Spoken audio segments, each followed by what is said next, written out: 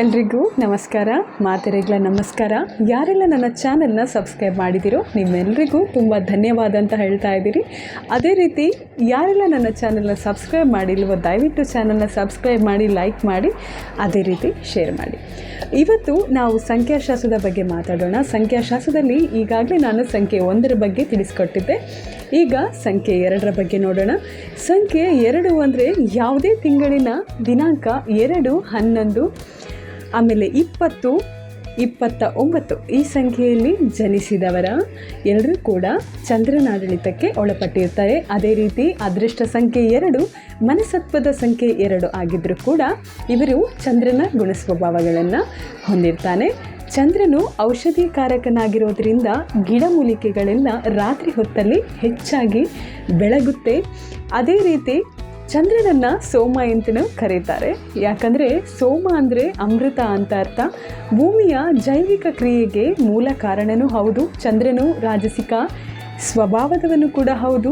ಜನರ ಮಾನಸಿಕ ನೆಮ್ಮದಿಯ ಮೇಲೆ, ಮನಸ್ಸಿನ ಮೇಲೆ, ಸುಪ್ತ ಮನಸ್ಸಿನ ಮೇಲೆ ಸಾಕಷ್ಟು ಪರಿಣಾಮವನ್ನು ಉಂಟು ಮಾಡುವವನೇ ಚಂದ್ರ. ಹಾಗಾಗಿ ಮನಸ್ಸು ದಿನದಲ್ಲಿ ಯಾವಾಗಲೂ ಗಂಟೆಗಳಿಗೊಮ್ಮೆ, ದಿನಕ್ಕೊಮ್ಮೆ ಅಥವಾ ನಿಮಿಷಕ್ಕೊಮ್ಮೆ ಚೇಂಜ್ ಆಗೋದು. ಯಾಕೆ ಅಂದರೆ ಈ ಚಂದ್ರನು ನಮ್ಮ ಆಡಳಿತಕ್ಕೆ ಒಳಪಟ್ಟಿರೋದ್ರಿಂದ, ನಮ್ಮ ಮನಸ್ಸಿನ ಕಾರಕನಾಗಿರೋದ್ರಿಂದ ಚಂದ್ರನ ಎಲ್ಲ ಗುಣಗಳು ವಿಶೇಷವಾಗಿ ಚಂದ್ರನ ಸಂಖ್ಯೆಯ ಯಾರಿಗೆಲ್ಲ ಇರುತ್ತೋ ಅವರಲ್ಲಿ ಹೆಚ್ಚಾಗಿ ಕಂಡುಬರುವ ಸಾಧ್ಯತೆ ಇರುತ್ತೆ. ಪ್ರಣಯ, ಸೌಂದರ್ಯ, ಶೃಂಗಾರದಲ್ಲಿ ಅದ್ವಿತೀಯರು ಅಂದರೆ ಅತಿ ಹೆಚ್ಚಾಗಿ ಶೃಂಗಾರ ಮಾಡುವಂತಹ ಮನಸ್ಸು. ನಾನು ಚೆನ್ನಾಗಿ ಕಾಣಬೇಕು, ನಾನು ಆ ಬಟ್ಟೆ ಹಾಕ್ಕೊಳ್ಬೇಕು, ಅದಕ್ಕೆ ಈ ರೀತಿ ಮ್ಯಾಚಿಂಗ್ ಹಾಕಬೇಕು, ಈ ರೀತಿ ಇರಬೇಕು, ಆ ರೀತಿ ಇರಬೇಕು ಅಂತ ಅತಿ ಹೆಚ್ಚು ಈ ಶೃಂಗಾರದ ಅತಿ ಹೆಚ್ಚು ಹುಚ್ಚಿರೋದು, ಅತಿ ಹೆಚ್ಚು ಅಭಿಲಾಷೆ ಇರೋದು ಎಲ್ಲ ಈ ಸಂಖ್ಯೆಯವರಿಗೆ ಹೌದು. ಹಾಗಾಗಿ ಅತಿ ಲಾವಣ್ಯವತಿಯಾಗಿ ಕಾಣೋದು ಸಂಖ್ಯೆ 2ನೇವರು.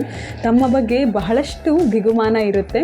ಬೇರೆಯವರು ನಮ್ಮನ್ನು ನೋಡಿ ಆಕರ್ಷಣೆಗೊಳಗಾಗ್ತಾರೆ ಅನ್ನೋ ಅರಿವು ಅವರ ಒಳಗೊಳಗೆ ಇರೋದ್ರಿಂದ ಒಳಗೊಳಗೆ ಖುಷಿ ಪಡ್ತಾರೆ. ಆ ಭಾವನೆ ಅವರಿಗೆ ಮೊದಲೇ ಗೊತ್ತಿರುತ್ತೆ. ಹಾಗಾಗಿ ಒಳಗೊಳಗೆ ಹೆಚ್ಚಾಗಿ ಖುಷಿ ಪಡ್ತಾರೆ ಸಂಖ್ಯೆ 2ನೇವರು.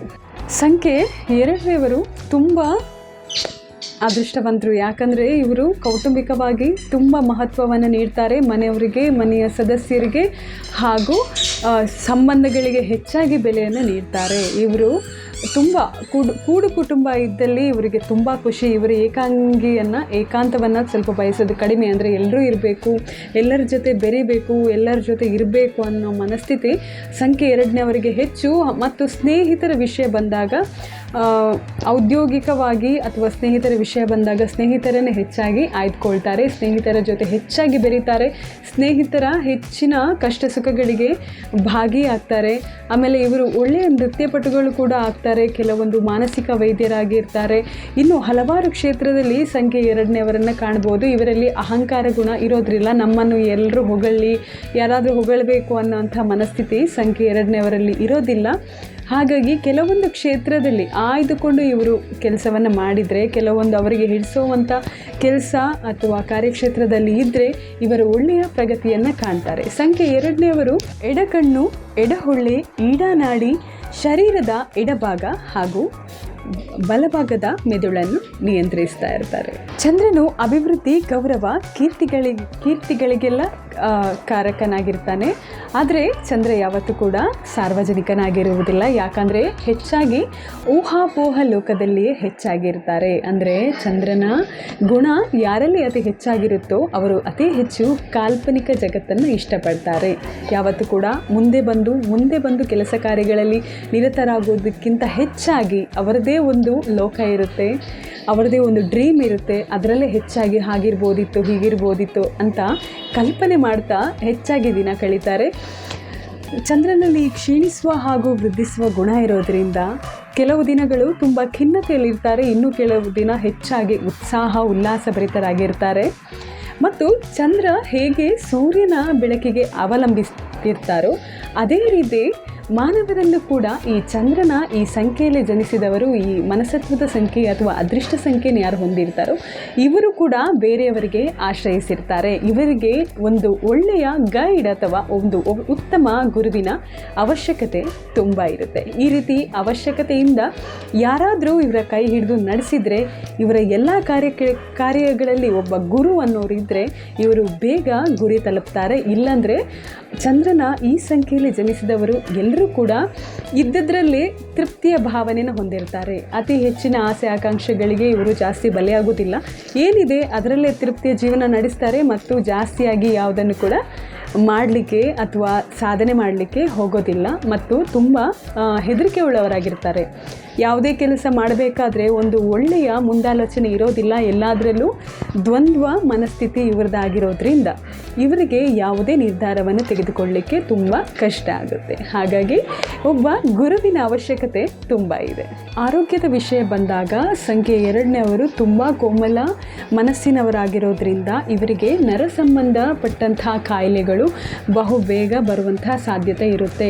2ರ ಪುರುಷರಿಗಿಂತ ಸಂಖ್ಯೆ 2ರ ಸ್ತ್ರೀಯರು ತುಂಬ ಅದೃಷ್ಟವಂತರು ಪುರುಷರಿಗೆ. ಯಾಕಂದರೆ ಇವರು ಯಾವುದೇ ಒಂದು ಸೀಕ್ರೆಟನ್ನು ಬಾಕಿ ಇಡೋದಿಲ್ಲ. ಎಲ್ಲನ ಹೇಳಿಬಿಡ್ತಾರೆ. ಎಂತಹ ರಹಸ್ಯ ಆಗಿರಲಿ ಅದನ್ನು ಹೇಳಿಬಿಡ್ತಾರೆ. ಯಾವುದನ್ನು ಕೂಡ ಮುಚ್ಚಿಡೋದಿಲ್ಲ. ಪ್ರತಿದಿನ ಭೂಮಿ ಮತ್ತು ಸೂರ್ಯರ ನಡುವಿನ ಅಂತರದಿಂದ ಬದಲಾವಣೆಗಳನ್ನು ಹೊಂದುತ್ತಿರೋದ್ರಿಂದ ಭೂಮಿಯಲ್ಲೂ ಕೂಡ ಈ ಶಕ್ತಿಯ ಸಂಚಲನದಲ್ಲಿ ಸಾಕಷ್ಟು ಬದಲಾವಣೆಗಳು ಆಗ್ತಾ ಇರುತ್ತೆ.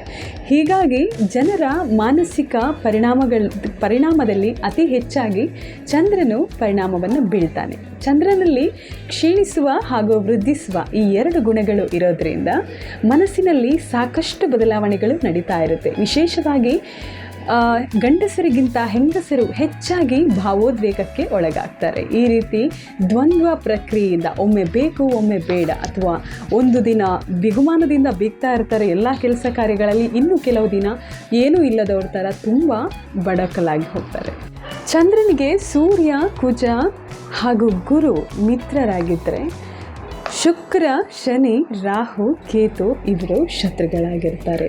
ಜೀವನದಲ್ಲಿ ಲವ್ ಆಗುತ್ತೆ ಅಥವಾ ಏನು ಪ್ರೀತಿಸಿ ಅದರಿಂದ ಒಂದು ಒಳ್ಳೆಯ ಪ್ರಗತಿ ಕಾಣೋದು ತುಂಬ ಕಡಿಮೆ. ಯಾಕಂದರೆ ಇವರು ಪ್ರೀತಿಗೆ ಒಳಗಾಗ್ತಾರೆ. ಆದರೆ ಆ ಪ್ರೀತಿ ಇವರ ಕೈಗೆ ಸಿಗದೆ ಮಾನಸಿಕ ಭಾವೋದ್ವೇಗಕ್ಕೆ ಹೆಚ್ಚಾಗಿ ಒಳಗಾಗ್ತಾರೆ. ಹಾಗಾಗಿ ನೋಡಿಬಿಟ್ಟು ಇವರು ಪ್ರೀತಿಯಲ್ಲಿ ಬೀಳೋದು ಉತ್ತಮ.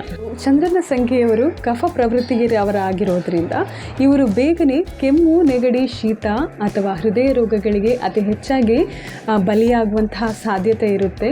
ಹಾಗಾಗಿ ಇಂತಹ ಸಮಸ್ಯೆಗಳಿಂದ ಆದಷ್ಟು ಹೊರಗಿನ ತಿಂಡಿ ತಿನಿಸುಗಳನ್ನು ಅಂದರೆ ಫಾಸ್ಟ್ ಫುಡ್ಡನ್ನು ಆದಷ್ಟು ಅವಾಯ್ಡ್ ಮಾಡೋದು ಒಳ್ಳೆಯದು.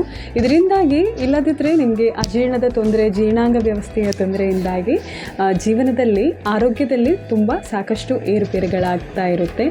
ಆದಷ್ಟು ಧ್ಯಾನ ಅಥವಾ ಪ್ರಾಣಾಯಾಮ ಈ ಥರ ಎಲ್ಲ ಮಾಡ್ಕೊಂಡು ಬಂದರೆ ನೀವು ಮನಸ್ಸನ್ನು ಮತ್ತು ದೇಹವನ್ನು ಆದಷ್ಟು ಶುಚಿಯಾಗಿ ಇಟ್ಕೊಳ್ಬೋದು.